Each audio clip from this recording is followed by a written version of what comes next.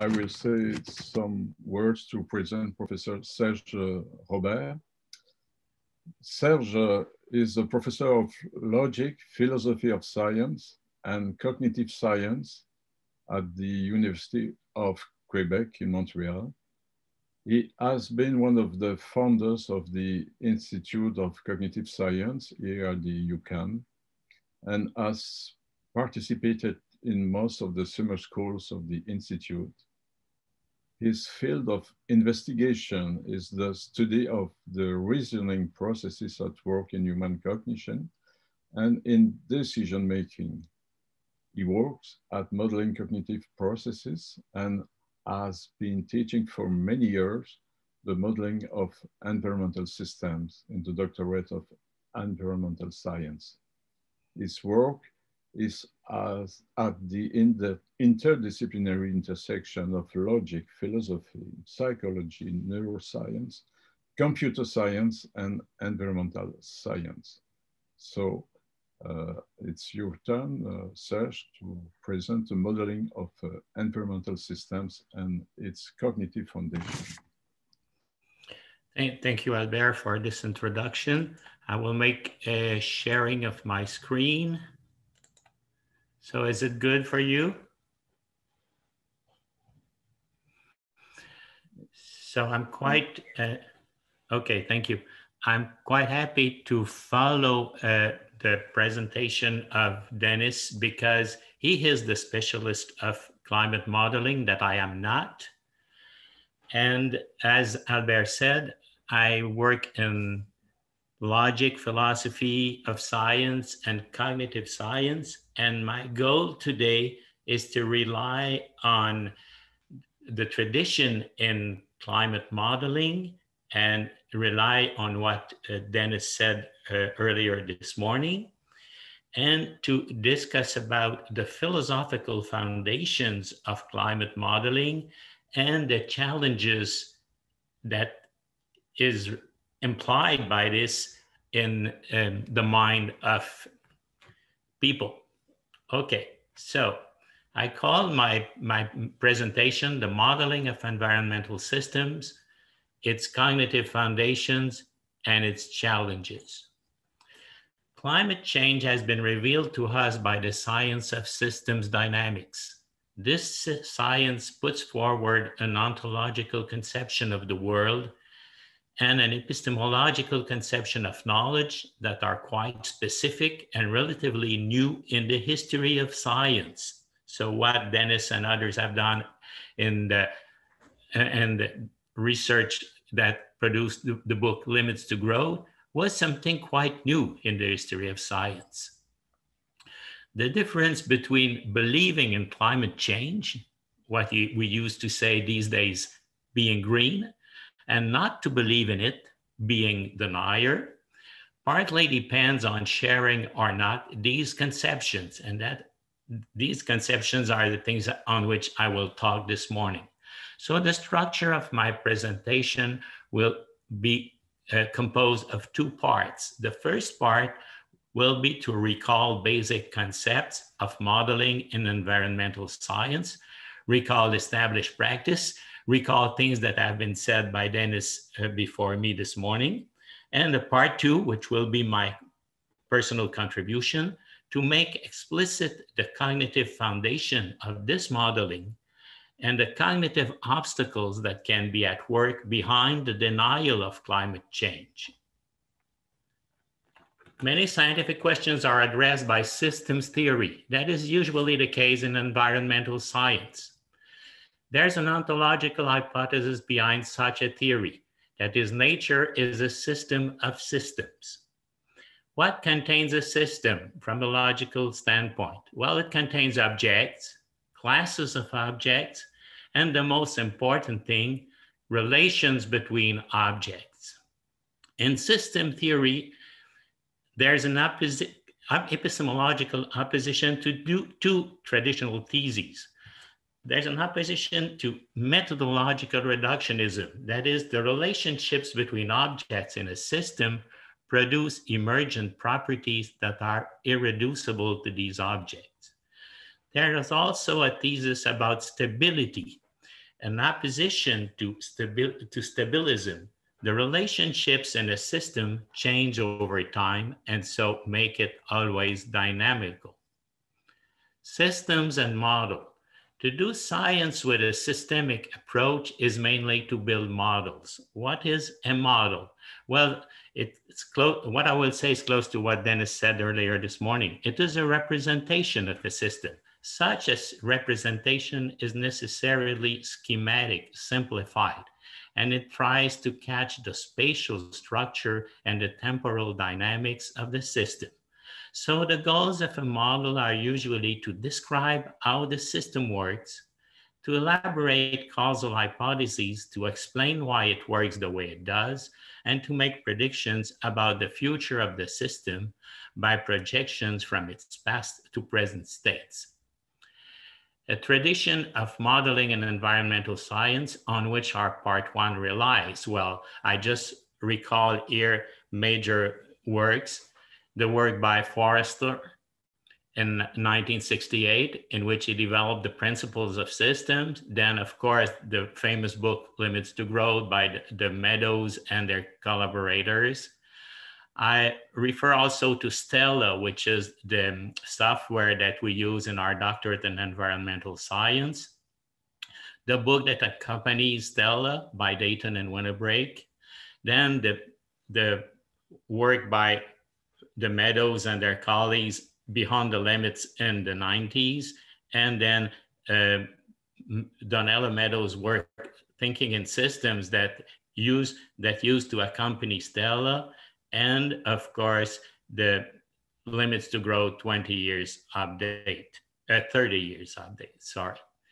So relying on these books and literature and tradition, one of the most important and the most difficult tasks is to trace the delimitation of a system. In order to build a model, we must determine its boundary, relying on our knowledge and our intuition. So a system has its interior, which is more or less closed, and its exterior, its environment, which is more or less excluded. As Dennis explained much better than I do earlier this morning. The boundary is debatable, so it is more or less natural, more or less decided by the modeler. And the things I'm talking about now, which are obvious for modelers, are not obvious for ordinary people. A system can be more open, having many interactions with its environment, and so it tends to be more unstable, like living beings that are more unstable, or more close with few interaction with its environment, and so rather stable. The example I like to give is a piece of diamond on a table. Every system is then more or less open or more or less closed. Okay, now some basic notions of physics behind the systems. According to the second law of thermodynamics, nature has a universal tendency to entropy, let's say in more, I would say in more profane words, this tendency to disorder. In that general entropy appear islands of negentropy. What is required is a source of energy and a partly closed milieu that is not too open, not too closed, and then negentropy can appear. Such negentropic conditions generate systems as emergent properties and relations on objects. And the most important thesis here in systems theory is that there is an irreducibility of the generated to the generating conditions. The example that Dennis gave yesterday with the 9 triangles is a wonderful example of that idea. In our world, stars are the energetic sources that can generate negentropy. Negentropy is the physical foundation of information, or in other words, of order, organization, and so on. Knowledge is then the capacity of a neural system to catch information from a given environment. A neural system is so a system capable of knowing something, in other words, knowing information about other systems in nature. And a model is a representation of the information at work in a system. The problem of scales and models. An object within a system can be seen as a subsystem of an encompassing system. Conversely, a system can be seen as an object or a subsystem within a larger scale system. So the content of a model is relative to the spatial and temporal scales specified by the modeler. The modeler has to take methodological decisions about these scales, which depend on his goals and on the level at which she wants to intervene. The more one varies the scales of the modeling of the studied phenomena, the more information can be obtained about these phenomena. Okay. Now, the components of systems and models according to the Stella modeling software. Well, in a system, there are sets of objects, what Dennis called this morning stocks or reservoirs, that is sets of quantified objects. There are processes, the flows that we talked this morning about. The inflows for that make entrances to the reservoir, and outflows that are exits from the reservoir. There are converters, variables that determine the rates of the renewal and of the depletion of the reservoirs. And usually we use differential equations, how the content of the reservoir, let's say hexes, how delta hex varies over the variation of time, over delta t. And there are a very important other thing in system that is interrelationships. Constants that act as causal hypotheses on the reservoirs, the flows, and the converters. And what is the most important thing for the dynamics of the system is the feedback loops. This is the basic phenomena responsible for the dynamics of the system. What about the feedback loops? Well, the traditional conception of causality in the history of science was that a cause produces an effect. So the world would then be made of causes distinct from their effects. In the systemic conception of causality, causality works usually with feedback loops. That is, if there are situations that are numerous in which effects react causally on causes. So feedback loops are everywhere in nature, and so there is no opposition between causes and effects that would be totally separated one from the other. Two types of feedbacks: positive feedbacks, such that an increase in the effect produces an increase in the cause, which increases the effect, and so on. See, for example, the classical example is the arms race. People have guns. Some people are killed by the guns. What people do, they react buying more guns. More people are killed. More people have more guns, and so on. That is a huge problem of positive feedbacks that faces many countries, especially our neighbors, the United States of America. Negative feedbacks. Well, an increase in the effect produces a decrease in the cause, and a decrease in the effect produces an increase in the cause. See, for example, the long-term equilibrium between predator and prey. For example, foxes and rabbits. There are more foxes in the environment. They eat more rabbits. Well, this way it decreases the population of foxes because many of them are starving. Then the rabbits can multiply, and then the foxes can multiply, the rabbits will decrease, and so on. And on the long term, there is an equilibrium between the population of foxes and the population of rabbits. So basic behaviors of systems. Well, there could be a linear increase or decrease, but it's not usual in nature. What is more usual? Well, exponential increases or decreases. That is the result of positive feedbacks. Logistic growths. I mean, for example, in an given environment, a population of animals appear. foxes, for example, or rabbits, and they grow up to, I would say, up to be followed by a negative feedback. Oscillation, well, it's what I explained with the population of rabbits and foxes, a long-term equilibrium which is the result of that negative feedback. Okay, so what are the principal effects of feedbacks on systems? Well, stability is an illusion produced by negative feedbacks. They, in fact, produce dynamic equilibria on the mid-term or long-term. These dynamic equilibria are then fragile, depending on the interaction of many causal conditions that are responsible for the installation of that equilibrium. Positive feedbacks usually reach a limit. They can lead to a collapse or a catastrophe when there is no counteractive cause. And to set up such counteractive causes and avoid catastrophes, radical changes are usually required. For example, a very important problem that the US government has now is I think that the Biden administration wants to diminish the social violence by guns. And the problem is how to do that. I think they have no solution, and they are looking for one without finding one. Okay, phase diagrams, attractors, and catastrophes.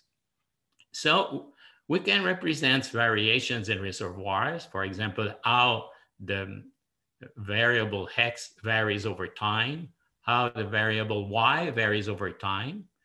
And we can model the interaction between variables by evaluating how Y varies over X. For example, how the population of foxes varies compared to the variation of the population of rabbits. Negative feedbacks, as we have seen, produce convergences in phase diagrams. That is a relatively determined relationship between delta X and delta Y. This is the definition of an attractor.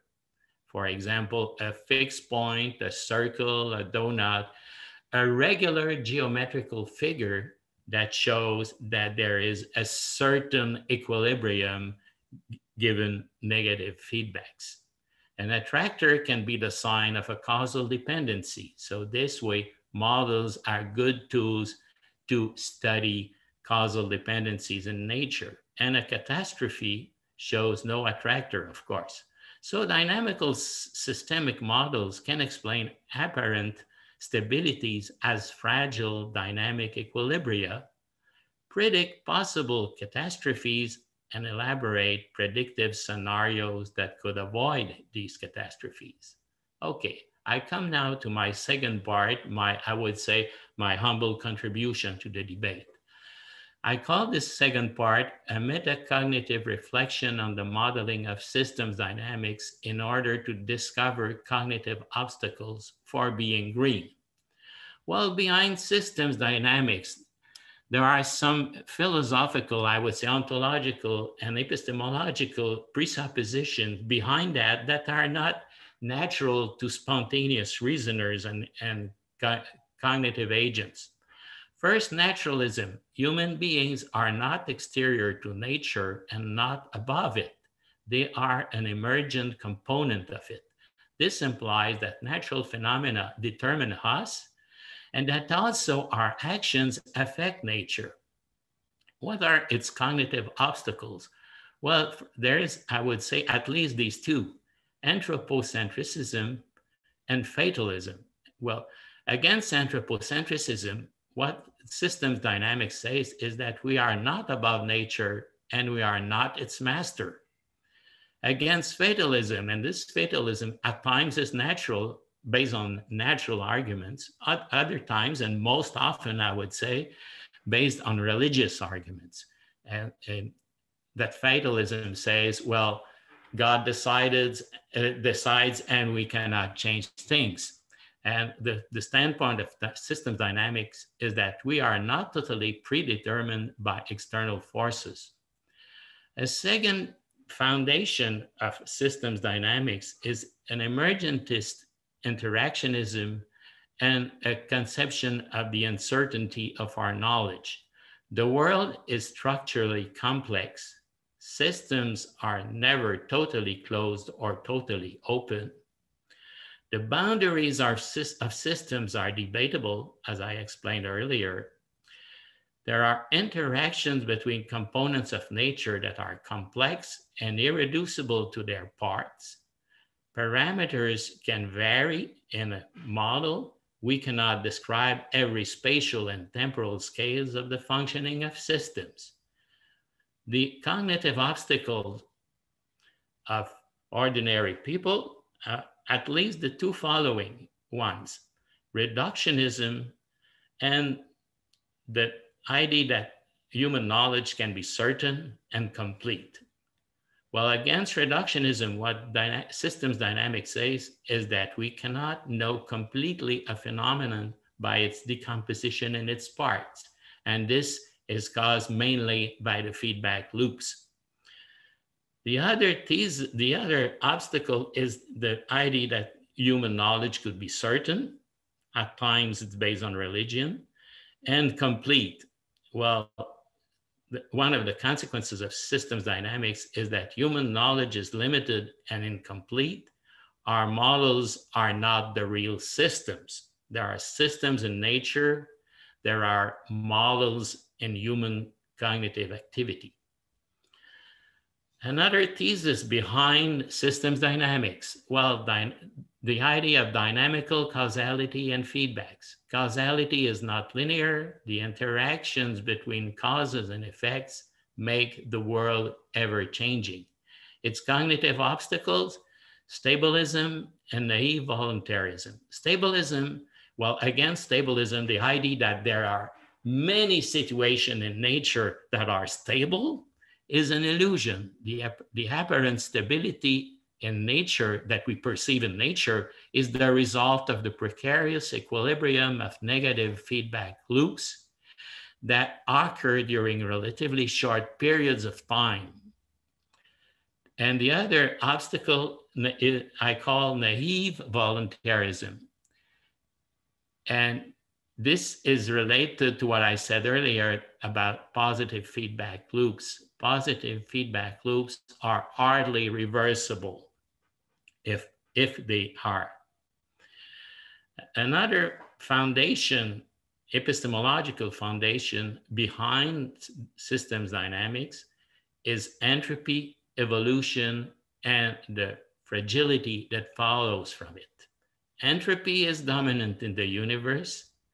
Neguentropy appears in fragile local islands in very specific conditions, as physics tells us.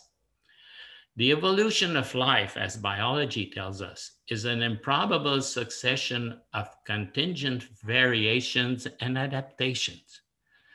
There are, in spontaneous reasoning, at least two obstacles to that: structural rationalism and teleologism. Structural rationalism, the idea that the world is well organized and the world is much more organized than entropic. Well, the world as a whole is not a rationally structured system. See the entropy that physics tells us and all the biological extinctions that we have seen in the history of biology. The other cognitive obstacle, well, is teleologism. Nothing in science shows us that the dynamics of the world tends to a structured ending. And here I refer once again to entropy. Other considerations about the foundations of systems dynamics.